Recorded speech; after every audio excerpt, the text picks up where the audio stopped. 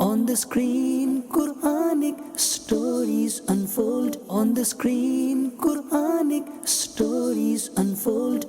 Wisdom and lessons in each tale told. Wisdom and lessons in each tale told.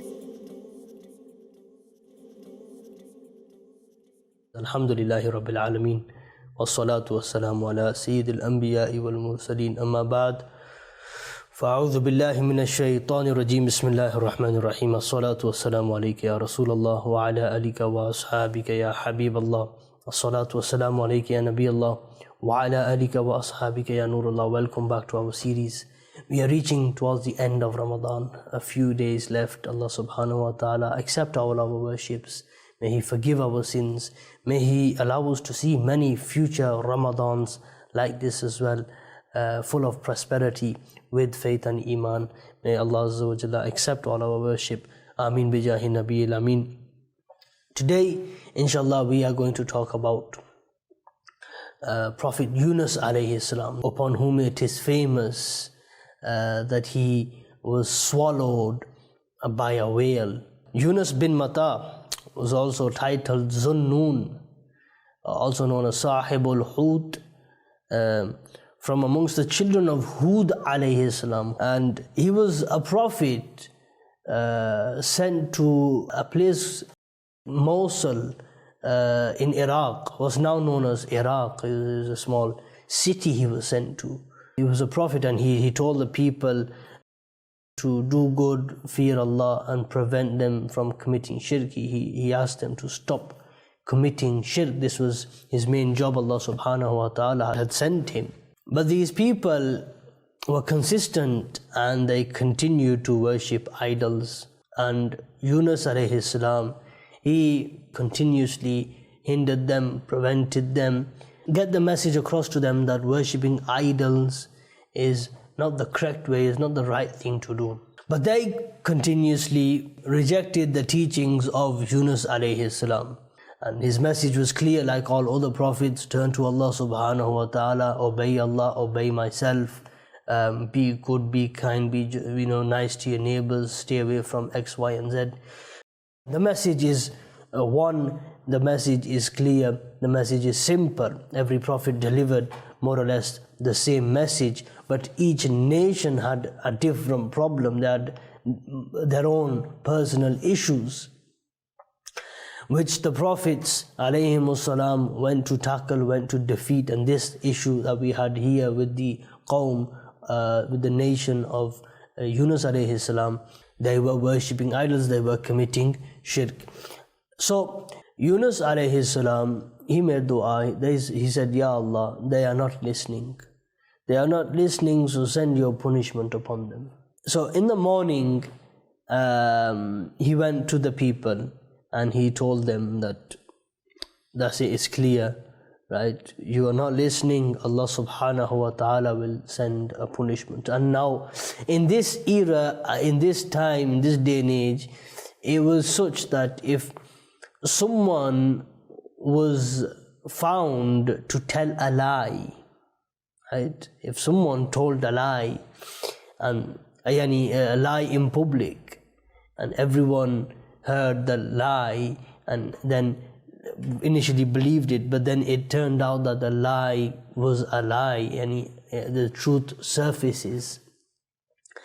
It was a custom of these people, of that nation, it was their culture that any liar, they would beat the liar up until death, right? Any open liar, and then his lie has been confronted or has surfaced, they would beat this individual to death. So lying was a very, very big thing. So he mentioned to them that Allah subhanahu wa ta'ala will send a punishment. He didn't mention which day, which time, where, how, who.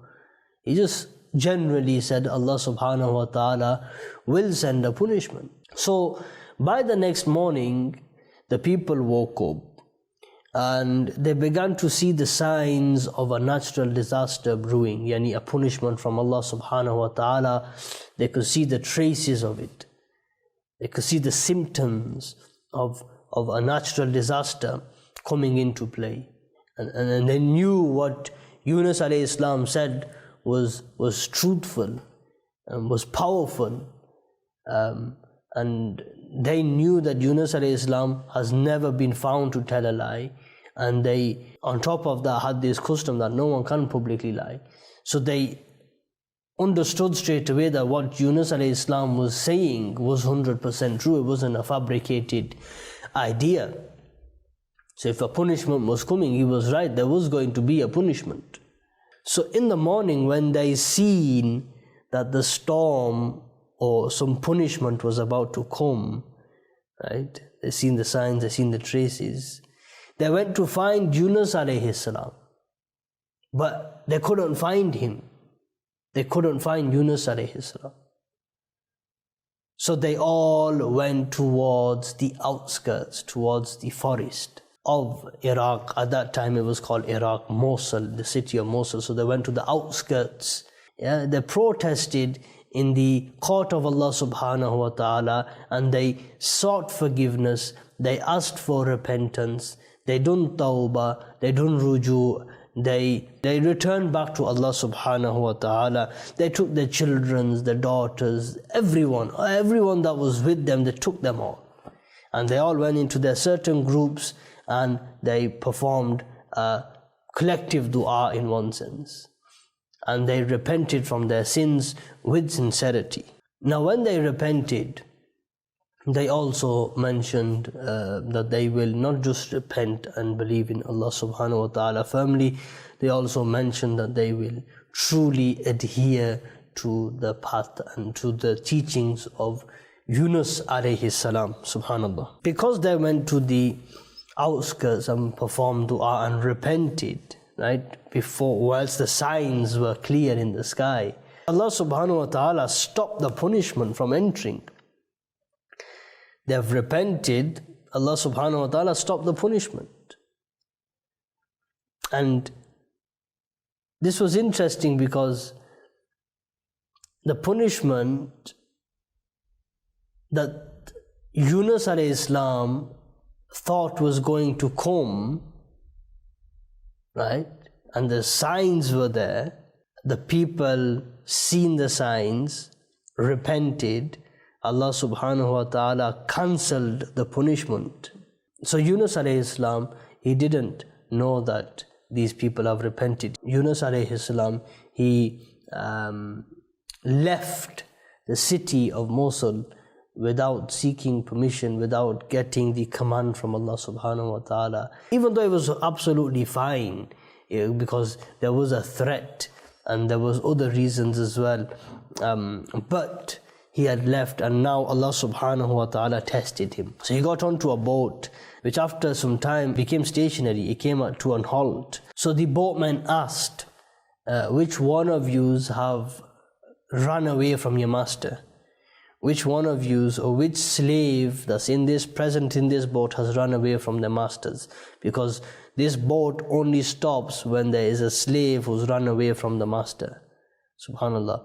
And the only solution we have to a slave that runs away from their master is to throw them into the sea. Otherwise, the boat does not continue on the journey for as long as the runner is with us. They drew names out by chance. This was Allah subhanahu wa ta'ala's test, his destiny, that Yunus alayhi salam's name came out, and they decided, okay, it's him. He's the slave that's run away from the master. They threw him into the sea, and at this point there was a huge sea creature. Some say it was a whale, some just say it was a oceanic fish, right? There's different terms for it. It was a huge sea creature that came and swallowed Yunus alayhi salam. Allah subhanahu wa ta'ala says in the Quran, وَذَا النُّونِ إِذْ ذَهَبَ مُغَاضِبًا فَظَنَّ أَن لَّن نَّقْدِرَ عَلَيْهِ فَنَادَىٰ فِي الظُّلُمَاتِ أَن لَّا إِلَٰهَ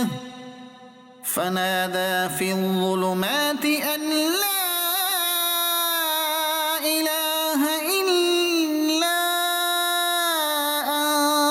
أَنتَ سبحانك إني كنت من الظالمين.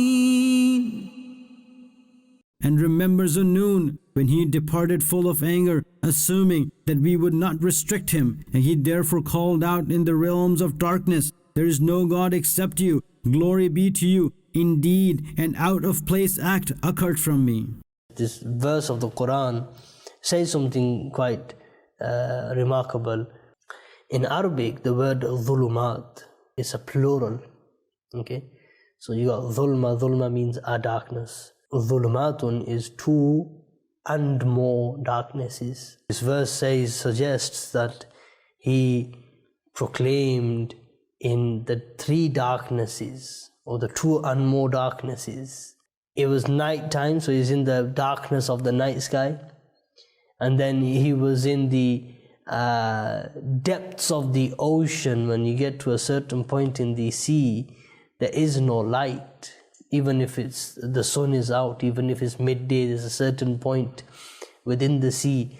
If you ever go diving and you look down, it is a scary scene actually. When you look down, it's just darkness, this nothingness, or the fear of the unknown overtakes you. He called out to Allah subhanahu wa ta'ala, and Allah subhanahu wa ta'ala, now is mentioned, there's difference of opinions, is mentioned that he was in this whale for 3 days or 7 days or 20 days or 40 days. So 3, 7, 20, 40 is the number the scholars have mentioned.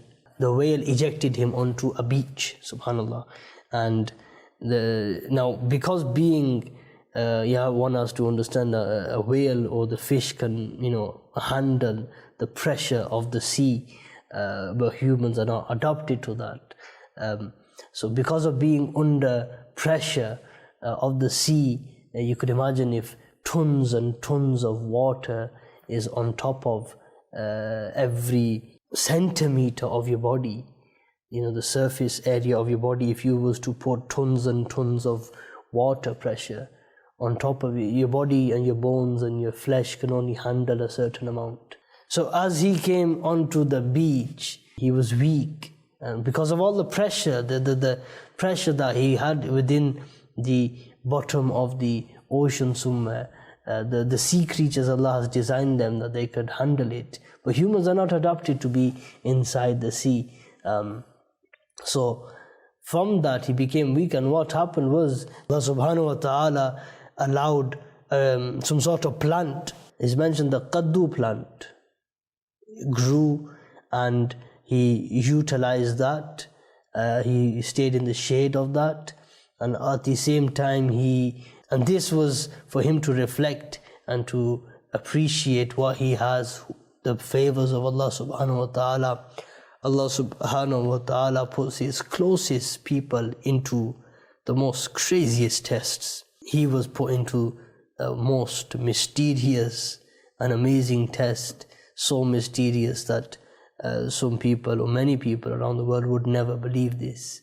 But this was a unique man working for a unique cause, and Allah subhanahu wa ta'ala is the most ultimate and powerful. He went back to his nation.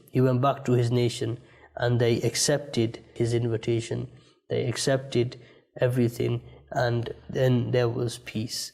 This was the story of Yunus alayhi salam, a very famous story. There is many, many more points. This was just an overall sketch. Allah subhanahu wa ta'ala gave us ability to learn the lives, to learn the verses of the Quran, the understanding of Quran. Ameen. Bijahi Nabi al-Amin. Sallu ala al-Habib. Sallallahu ala Muhammad. Sallallahu alayhi wa sallam. On the screen, Quranic stories unfold. On the screen, Quranic stories unfold. Wisdom and lessons in each tale told. Wisdom and lessons in each tale told.